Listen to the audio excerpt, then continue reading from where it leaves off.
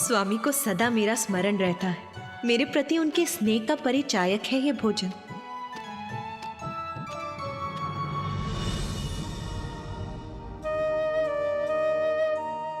इसीलिए कितनी भी भूख क्यों ना लगी हो मुझे, मैं तो उसी भोजन की प्रतीक्षा करूंगी जो स्वामी ने मेरे लिए शेष रखा।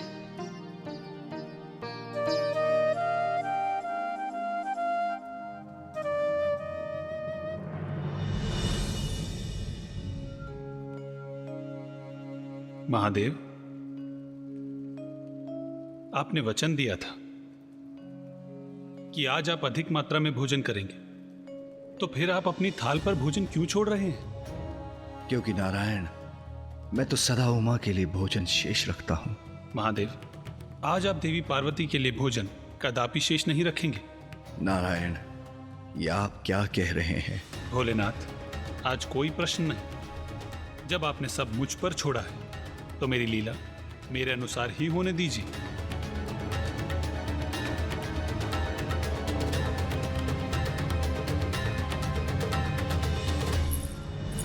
देवी सरस्वती, मैं आपके लिए कुछ और लेकर आऊं? मुझे क्षमा करना उमा, मैं विवश हूं।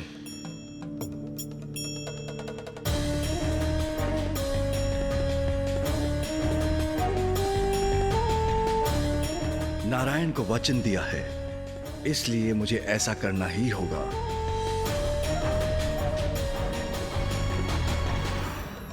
मुझे ज्ञात है भोलेनाथ, आपको ऐसा करने में पीड़ा हो रही है, किंतु यह आवश्यक है।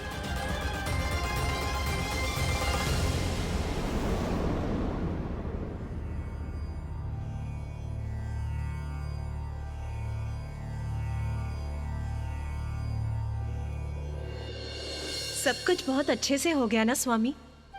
भ्राता नारायण, देवी लक्ष्मी, देवी सरस्वती और ब्रह्मदेव सभी ने बहुत मन से भोजन किया। सभी बहुत प्रसन्न हुए, है ना नाथ? हाँ हाँ, मुझे ज्ञात है आप क्या कहना चाह रहे हैं। चिंता मत कीजिए, मैं भी भोजन करने ही जा रही हूँ। उचित है उमा, तो मैं ध्यान में बैठता हूं।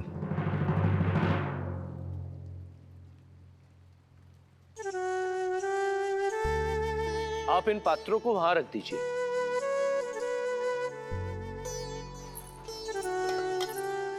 नंदी जी, सभी गणों को भोजन दे दिया ना?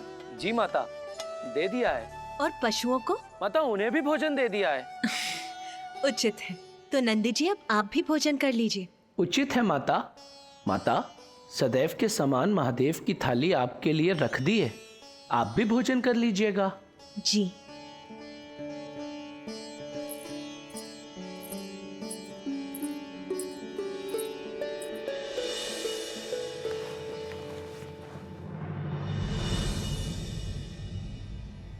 ओम नमः शिवाय।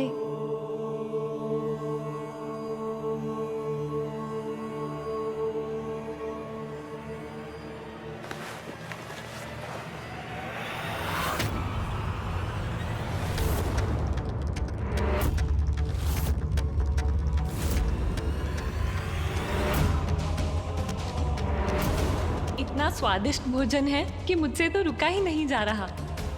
आप भी हमारे साथ भोजन कीजिए।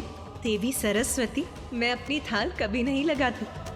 स्वामी भोजन के बाद अपनी थाल में जो छोड़ देते हैं मैं वही ग्रहण करती। ये क्या? स्वामी ने मेरे लिए कुछ भी शेष नहीं रखा? ये तो असंभव है। अवश्य नंदी जी से कोई भूल हुई होगी, उन्होंने यहाँ कोई और थाल रख दिया होगा।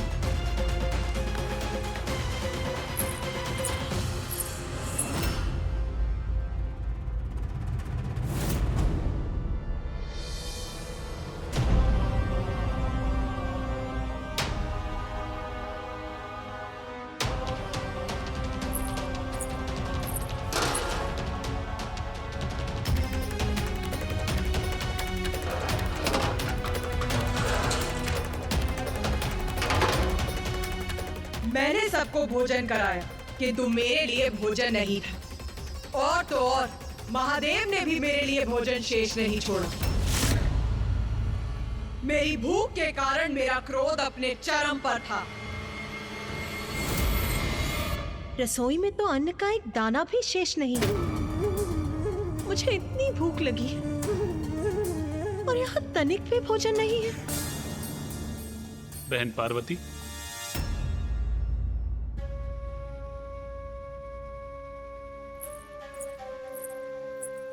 भ्राता नारायण, आप यहाँ? हाँ, मुझे आपकी चिंता हो रही थी। आपने हम सबको इतना स्वादिष्ट भोजन करवाया, किंतु स्वयं कुछ नहीं खाया। किंतु आपका भ्राता होने के नाते मैं केवल ये देखने आया था कि आपने कुछ ग्रहण किया अथवा नहीं। नहीं भ्राता, देखिए ना, महादेव को भली भांति ज्ञात है कि मैं उन्हीं की थाल से खाती हूँ, फिर भी उन्होंने मेरे लिए कुछ नहीं छोड़ा। कुछ नहीं छोड़ा? सर्वथा अनुचित किया महादेव ने। महादेव आपके पति हैं। पति भर्ता होता है और पति का दायित्व होता है कि वो अपनी पत्नी का भरण पोषण करे। इसलिए महादेव से मांग करने का, उनसे पूछने का कि उन्होंने ऐसा अनुचित कार्य क्यों किया, आपका अधिकार है।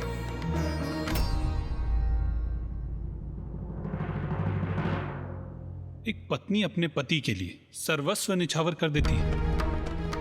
आपको स्मरण है ना कि देवी लक्ष्मी ने मुझसे पूर्व भोजन ग्रहण करने से मना कर दिया था।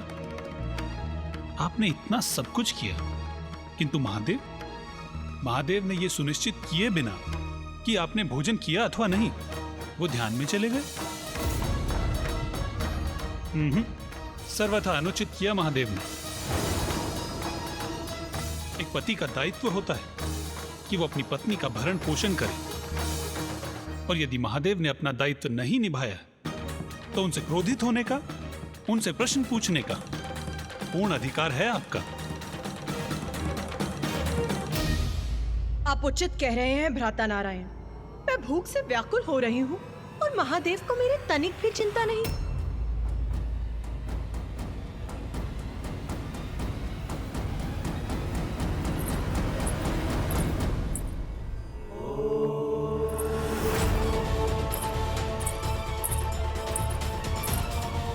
मेरे लिए भोजन क्यों नहीं छोड़ा स्वामी?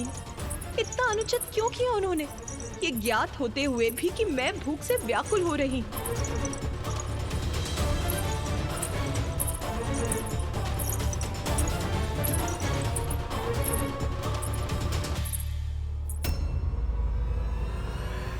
ये क्या नाथ, मुझे आपकी पत्नी को भोजन का एक निवाला भी प्राप्त नहीं हुआ और आप यहाँ निश्चिंत होकर ध्यान मग्न बैठे हैं। आपने भोजन के लिए सभी अतिथियों को आमंत्रित किया, जिसकी सारी व्यवस्था मैंने की, उनके लिए भोजन पकवाया, और मुझे तनिक भी भोजन प्राप्त नहीं हुआ। और इससे अनभिज्ञ यहाँ शांति पूर्वक आप ध्यान कर रहे हैं।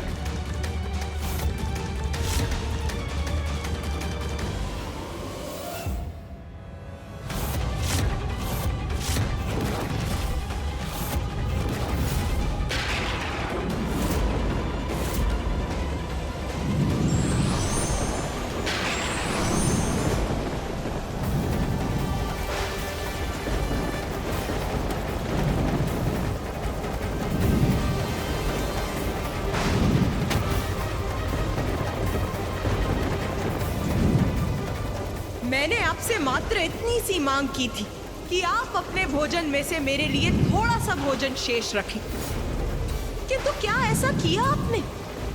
नहीं।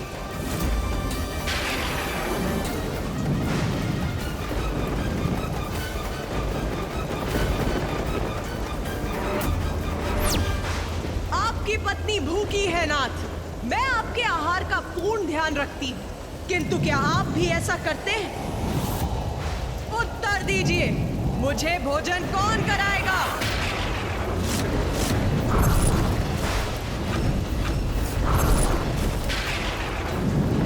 उचित है, यदि मेरे पति मेरा ध्यान नहीं रखेंगे तो मैं अपना ध्यान स्वयं रखूंगी।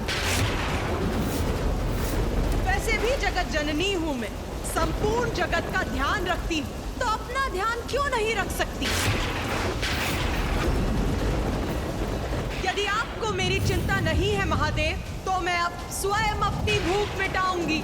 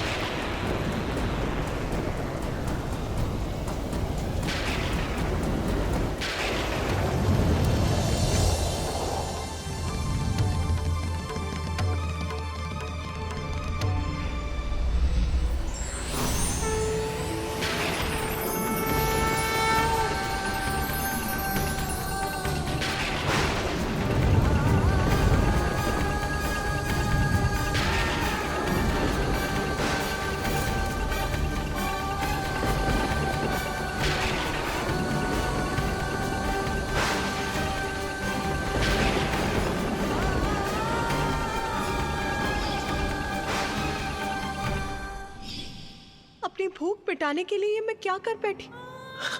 अपने अपने स्वामी को ही निकल गई।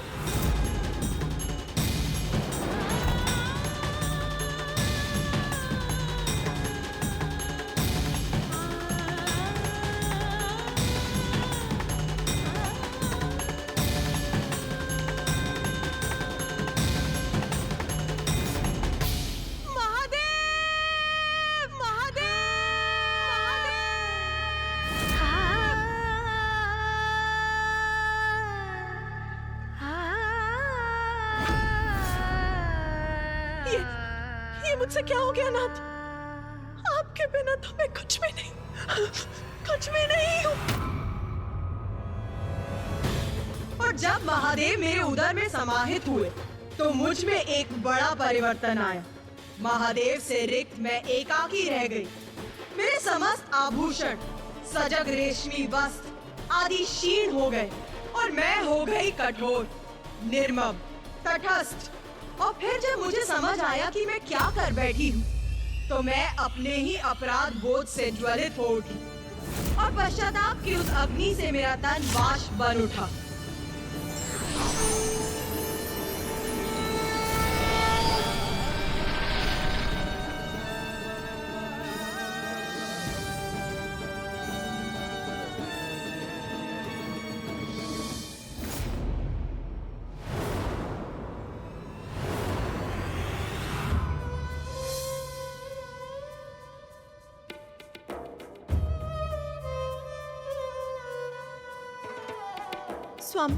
स्वामी मुझे क्षमा कर दीजिए।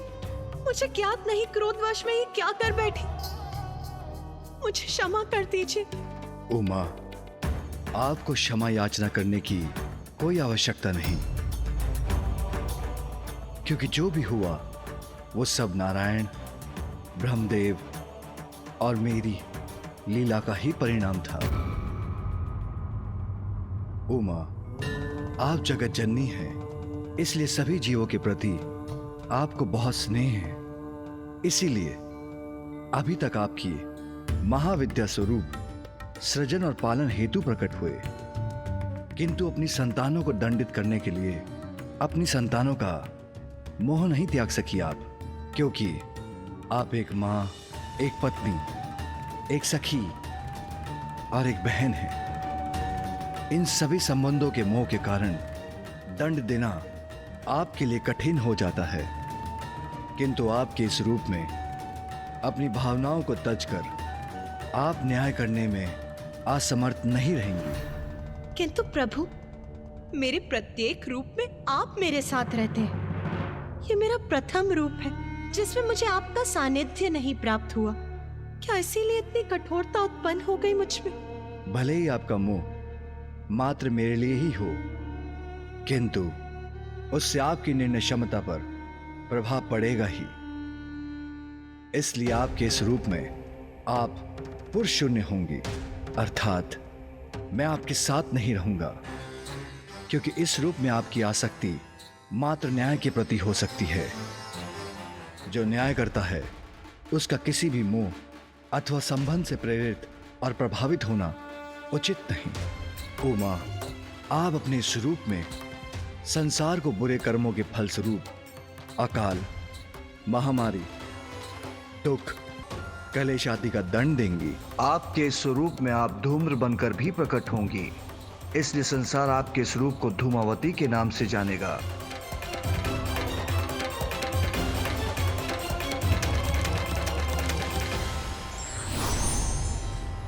हमें क्षमा कर दीजिए देवी पार्वती, हम ये लीला करने पर बाध्य हो गए थे, जिससे आपका सप्तम महाविद्या स्वरूप प्रकट हो सके। देवी पार्वती, आप देवी धूमावती रूप में सदैव श्रेष्ठ न्याय करने का अति आवश्यक दायित्व निभाएंगी, क्योंकि जब बुराई के पथ पर चलने वाले अपने जीवन काल में दंडित होंगे तो वो स्वयं को सुधार कर अपने शेष जीवन में अच्छे कर्म करने को प्रेरित भी होंगे। उमा, हमें ज्ञात है आपका 16 श्रृंगार आपके लिए अत्यंत महत्वपूर्ण है, जैसे सुमंगली कड़ियां, आपके केश की चोटियां, सिंदूर, आपके शीश को सुशोभित करने वाले पुष्प, मंगलसूत्र, बिछियां, इन सभी का परित्याग करने के लिए कह रहे हैं हम। और उससे भी अधिक आपको मुझसे दूर रहना होगा, क्योंकि संसार के कल्याण के लिए आपको यह अवतार लेना ही होगा।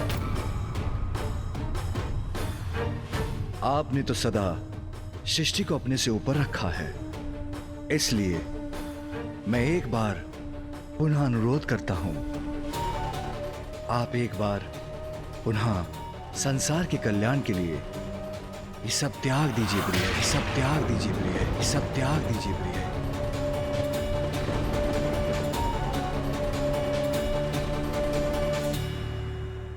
स्वामी, आप मुझे जिस विरक्त और दारुण अवतार को धारण करने के लिए प्रेरित कर रहे हैं वो मेरे लिए सरल नहीं है, किंतु यदि संसार के कल्याण के लिए आप हलाहल विष का पान कर सकते हैं तो मैं भी अपनी संतानों की भलाई के लिए ये अवतार धारण करने का प्रयास करूंगी।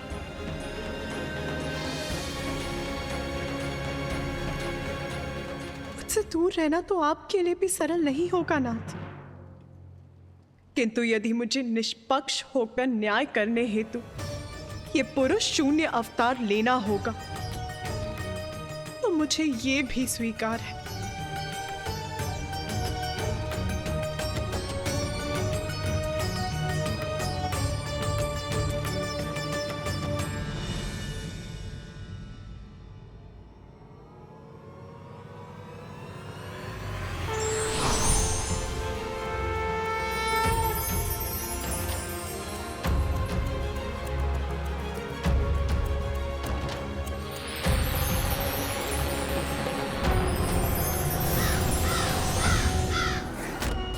बाहर के शत्रु का सामना तो व्यक्ति कर सकता है, किंतु अंतर में ही दोष हो तो उसका निवारण आपकी कृपा और सहायता से ही हो सकता है।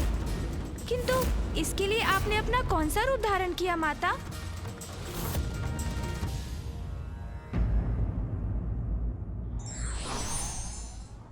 ईश्वर के प्रत्येक स्वरूप और उसके कार्य से हमें ये प्रेरणा मिलती है कि त्याग एक बड़ा धर्म है। For more updates, subscribe to our channel, click the show links and enjoy watching the videos.